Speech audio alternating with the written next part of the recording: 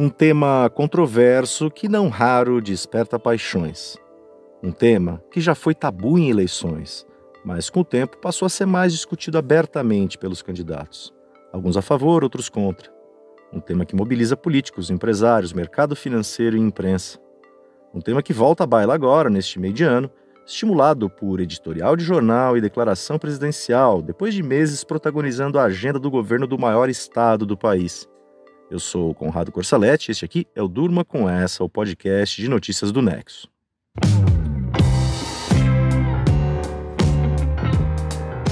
Olá, eu sou a Aline Pellegrini e estou aqui com o Conrado para apresentar esse podcast que vai ao ar de segunda a sexta, todo início de noite, sempre com notícias que podem continuar a ecoar por aí. Segunda-feira, 26 de agosto de 2024.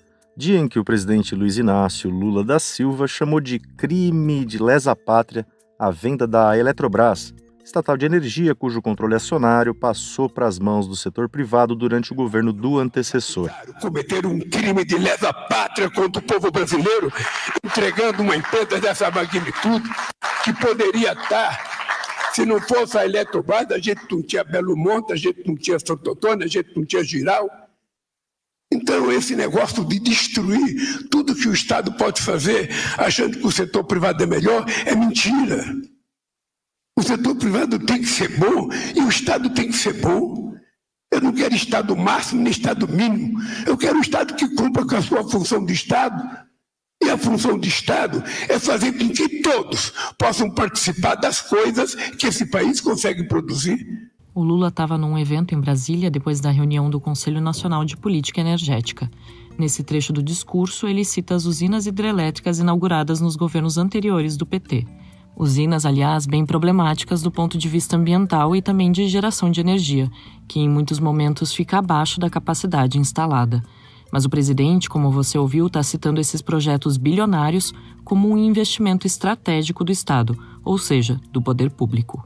A Eletrobras foi privatizada em 2022, último ano do governo do então presidente Jair Bolsonaro. A forma escolhida foi a capitalização. Isso significa que a estatal, que é listada na Bolsa de Valores, emitiu novas ações para oferta pública.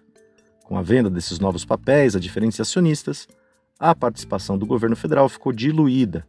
Passou da casa dos 60% para a casa dos 40%. O governo deixou, portanto, de ser o acionista majoritário da empresa de energia. Mesmo deixando de deter mais da metade da Eletrobras, o governo federal manteve a chamada Golden Share. Trata-se de um mecanismo que dá ao poder público privilégios como poder de veto em decisões estratégicas. A declaração do Lula sobre a privatização da Eletrobras ocorre no dia seguinte à publicação de um editorial pelo jornal Folha de São Paulo defendendo a privatização da Petrobras, a estatal de petróleo, da Caixa Econômica Federal e do Banco do Brasil, 2 bancos públicos. O editorial é um texto que exprime a opinião de um jornal sobre determinados temas. No editorial em defesa das privatizações, a Folha afirma o seguinte: conduzido ao longo de mais de 3 décadas por governos democraticamente eleitos, o Programa Brasileiro de Privatizações derrubou sucessivamente tabus, preconceitos e teses catastrofistas. O texto acrescenta o seguinte: espanta que remaneçam sob controle direto ou indireto do Tesouro Nacional nada menos que 123 empresas. Nesse conglomerado anacrônico, apenas 3 gigantes, Petrobras, Banco do Brasil e Caixa Econômica Federal, reúnem em torno de si 75 subsidiárias no Brasil e no exterior. Quase 2/3, portanto, do universo das estatais federais. Esse aparato é custosamente mantido sob o comando do Estado, sobretudo por interesses políticos e sindicais. Invocam-se pretextos nacionalistas e estratégicos para preservar o poder de lotear cargos, distribuir favores e bancar projetos de retorno duvidoso, para nem falar em lisura. O editorial foi criticado por integrantes do atual governo Lula. O secretário de Desenvolvimento Industrial, Wallace Moreira, afirmou o seguinte: lembra da crise de 2008, 2009? Sabe quem salvou o Brasil? As operações dos bancos públicos, Banco do Brasil, Caixa Econômica e o BNDES. Bancos públicos são contracíclicos e essenciais para estimular o crescimento econômico. Isso acontece no mundo inteiro e não só no Brasil. Moreira cita aí a crise financeira que afundou países desenvolvidos do Ocidente depois do colapso do setor imobiliário nos Estados Unidos. Outra integrante do governo que se manifestou foi a ministra da Gestão e da Inovação, a Esther Dweck. O editorial da Folha hoje desconhece o papel estratégico das estatais para a economia brasileira, incluindo o setor financeiro e energético. 2 em cada 3 reais usados em crédito habitacional no Brasil, para todas as faixas de renda, vem da Caixa Econômica Federal.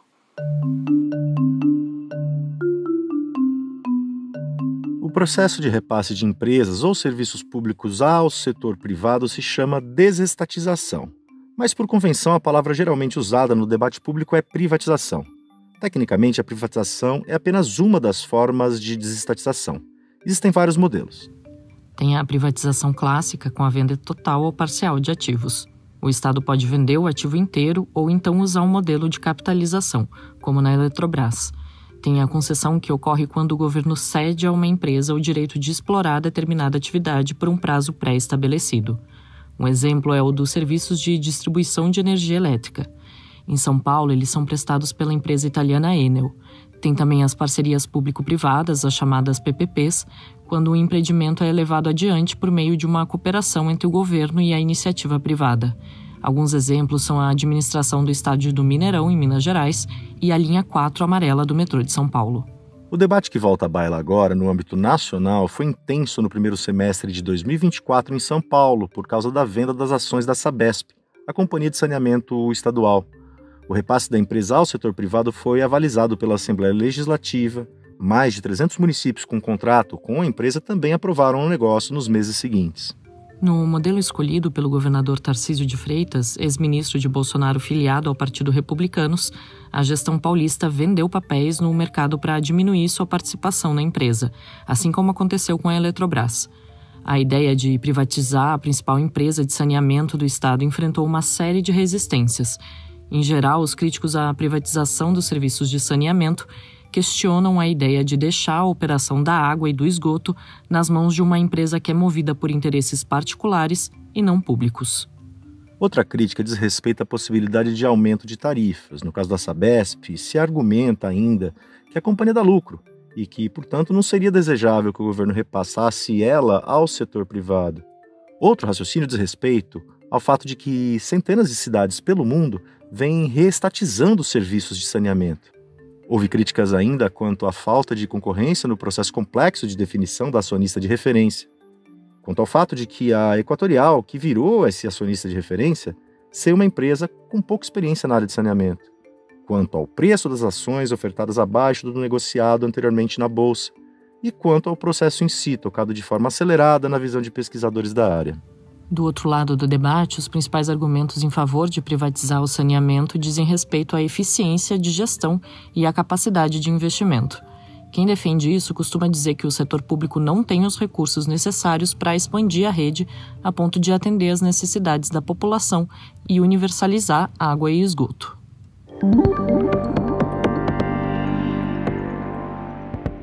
O debate sobre as privatizações ganhou força no Brasil nos anos 90, durante o governo do então presidente Fernando Henrique Cardoso. É uma plataforma neoliberal de dilapidação do Estado no léxico da esquerda. É uma plataforma de modernização da economia no léxico da direita.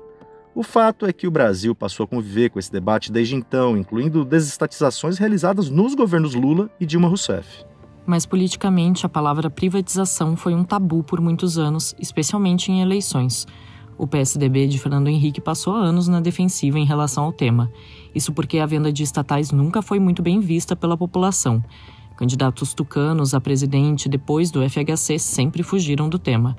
Em 2006, o então candidato do partido, Geraldo Alckmin, hoje no PSB e vice-presidente do Lula, chegou a vestir uma jaqueta com logos de estatais, garantindo que não ia vender Petrobras, Banco do Brasil, etc. Tudo para fugir da pecha de privatista.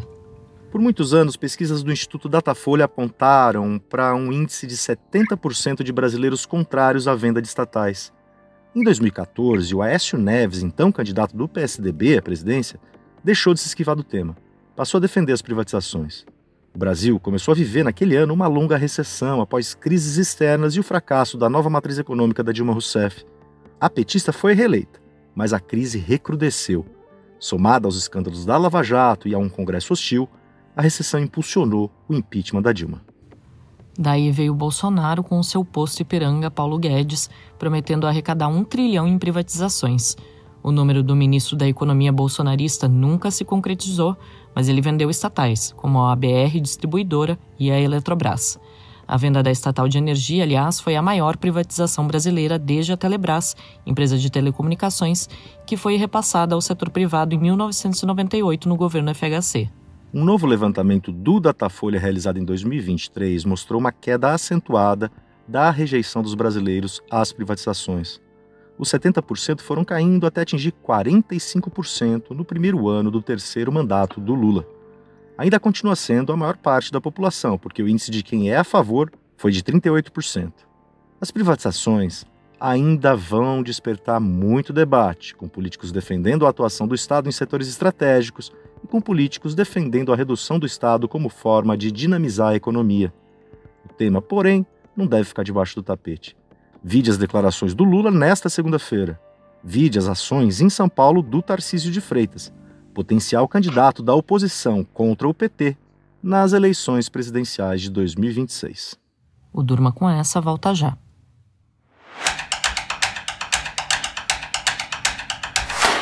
A polícia de São Paulo prendeu nesta quarta-feira suspeitos de provocar queimadas no estado.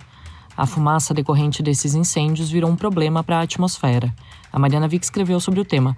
Mariana, quais os indícios de que o fogo no território paulista é criminoso? Para a ministra do Meio Ambiente, Marina Silva, o fato de os incêndios em São Paulo terem se intensificado em apenas 2 dias, a partir da última quinta-feira, levanta suspeita de ação humana, ou até mesmo ação coordenada. Dados do programa Queimadas do INPE, o Instituto Nacional de Pesquisas Espaciais, mostram que dos 3.482 focos de calor registrados no estado em agosto até essa segunda-feira, 2.316, ou 66% do total, ocorreram entre quinta e sexta-feira. Vale notar que não é normal que São Paulo tenha incêndios nessa escala. Segundo outros dados, também do INPE, a quantidade de focos de calor registrada nesse mês é maior do que em qualquer outro mês desde 1998, quando começaram as medições. A suspeita de ação criminosa também é compartilhada pelo presidente Lula e pelo presidente do IBAMA, Rodrigo Agostinho, que diz que o órgão não encontrou até agora nenhum incêndio detectado por causas naturais. Do lado do governo estadual, a avaliação é um pouco diferente.